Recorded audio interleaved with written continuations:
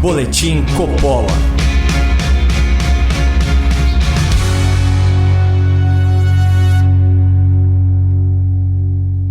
Sejam muito bem-vindos ao Boletim Coppola. Hoje nós vamos falar sobre agressões contra a imprensa, mas sem esquecer do discurso de ódio na imprensa.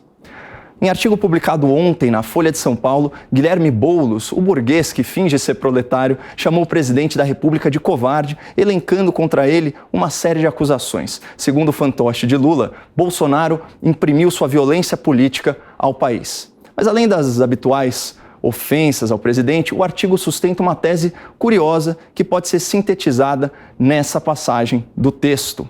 Aspas. O mais grave das agressões de Bolsonaro é a mensagem que elas passam. Estimulam seus seguidores a fazerem o mesmo em dose redobrada. Só há uma interpretação possível para essa frase. Boulos atribui ao presidente responsabilidade pelas atitudes dos seus apoiadores, estabelecendo aí uma relação de causa e efeito entre as palavras de um influenciador e o comportamento de quem é influenciado. Ironicamente, essa tese duvidosa está num artigo da Folha de São Paulo, logo a Folha, que cometeu suicídio moral ao publicar aquela coluna intitulada Por que torço para que Bolsonaro morra? Nessa pérola do mau gosto, o antigo editorialista da Folha, Hélio Schwartzman, argumenta que a morte do presidente seria, aspas, filosoficamente defensável. Então vejam que interessante, se nós aplicássemos a tese do Boulos ao discurso de ódio veiculado pela Folha de São Paulo, nós poderíamos afirmar que o maior jornal do país está estimulando seus leitores a matar o presidente da República, especialmente diante do empenho indisfarçável da Folha em qualificar Jair Bolsonaro como um assassino em massa. Num artigo intitulado Por que Bolsonaro é genocida, o jornalista chega a zombar da sua própria narrativa, aspas, Bolsonaro e genocida viraram palavras grudadas, pão e manteiga. Ah, o sentido é juridicamente controverso? E daí? E daí, camarada, que quando um jornal de grande circulação publica reiteradamente que o presidente da República é um assassino em massa e que a sua morte é filosoficamente justificável, pode aparecer um desequilibrado mental e atentar contra a sua vida, contra a vida da sua família e contra a vida dos seus apoiadores.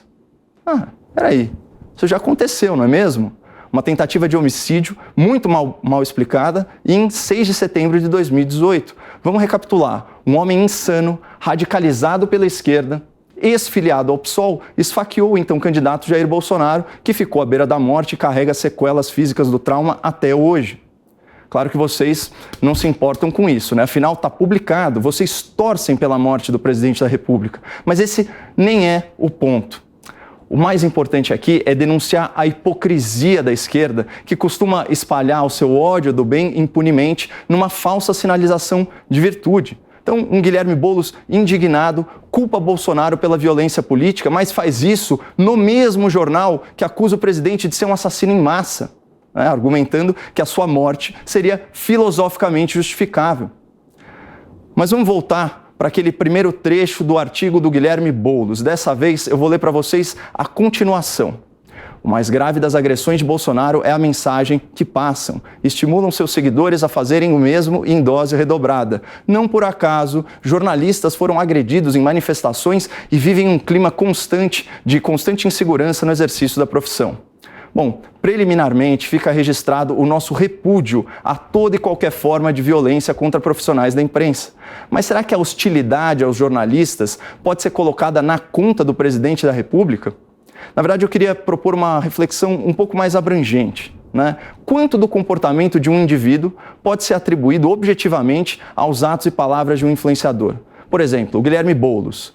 O Gui é uma liderança política que nutre certo desapreço pelos cânones da propriedade privada, né, liderando aí um movimento que já promoveu invasões de terrenos particulares. E nas eleições de 2020 ele teve mais de 40% dos votos para a Prefeitura de São Paulo, principalmente entre os jovens. Mas graças a Deus, essa massa de eleitores respeita a propriedade privada e jamais incorreria nos comportamentos radicais do seu candidato.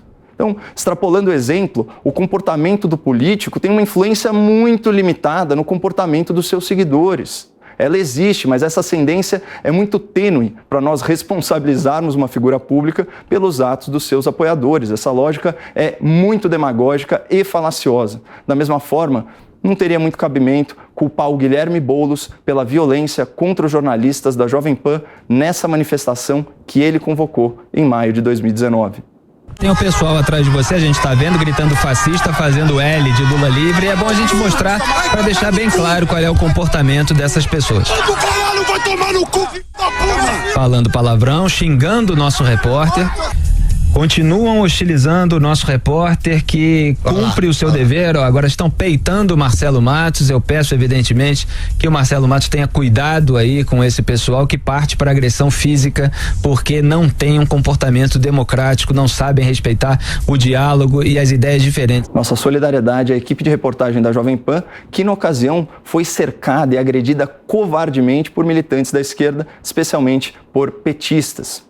Só falta o Boulos culpar o presidente por essa violência contra a imprensa. Mas nunca duvide, a coerência dessa turma desconhece limites. Bom, nós chegamos ao fim desse bloco e para aqueles que, como eu, sofrem de curiosidade masoquista, o artigo assinado por Guilherme Boulos, nosso revolucionário de Pinheiros, é intitulado Bolsonaro, o Covarde. E Guilherme, na boa, para você chamar alguém de covarde, primeiro você precisa criar coragem e largar a barra da saia do Lula.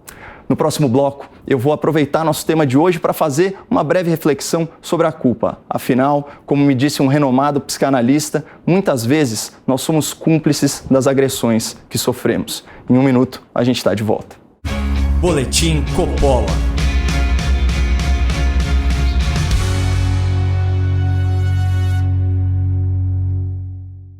O Boletim Coppola e a Brasil Paralelo são marcas que apoiam a liberdade de expressão. E foi pensando na pluralidade de ideias que a BP trouxe para o Brasil com exclusividade o documentário inédito Uncle Tom, que foi censurado pelas principais plataformas de streaming. O filme mostra o olhar dos conservadores negros americanos sobre o racismo, revelando um lado nunca antes apresentado no debate público. Veja um pequeno trecho desse documentário e não esqueça de clicar no link da descrição desse vídeo para assistir ao conteúdo completo. I care deeply about black people. A lot of black people were voting for Democrats because they were being forced to. The parties did switch and Democrats really are the party of for and by minorities. Then why do they react so viciously when you introduce legislation that would help the minorities by giving them school choice?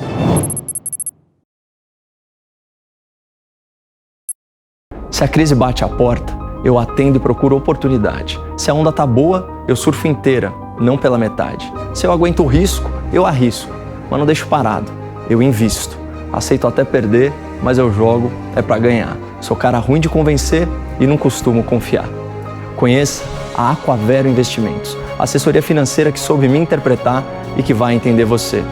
Clique no link aqui no descritivo do vídeo ou acesse campanha.aquavero.com.br/boletim. Boletim Coppola.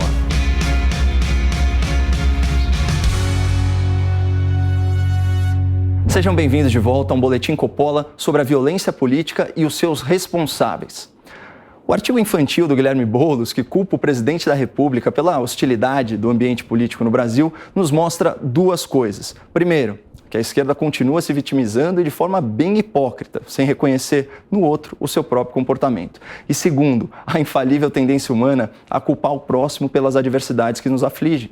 Como eu já disse, toda e qualquer forma de violência contra a imprensa é inadmissível. Mas existe uma realidade anterior a esses atos condenáveis, o sentimento negativo que precede a agressão. Será que não é legítima a indignação de espectadores e de ouvintes com esse jornalismo militante que se coloca no debate público como se fosse imparcial? Esse jornalismo que, na ausência de escândalos relevantes, inventa factoides como o superfaturamento de leite condensado. Esse jornalismo que dá boas notícias de mau humor e sorri discretamente ao reportar as dificuldades do país. Esse jornalismo que silencia diante da censura imposta pelo judiciário. Um jornalismo que torce abertamente pela morte de um líder político. Nada disso justifica a violência, mas certamente serve para explicar o humor das pessoas em relação à elite da imprensa. Uma elite tão soberba que acredita que seus críticos são robôs e que seu antagonista político foi eleito essencialmente por causa de mensagens de WhatsApp. Mas para fechar numa nota positiva e contrastar aí com toda essa presunção, todo esse vitimismo, eu compartilho com vocês uma provocação que eu ouvi do renomado psicanalista Dr. George Forbes. Aspas. Muitas vezes, nós somos cúmplices das agressões que sofremos.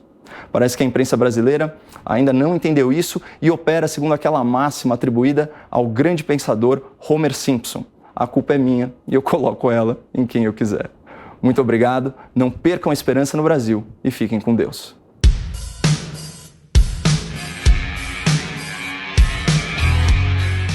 Realização Jovem Pan News.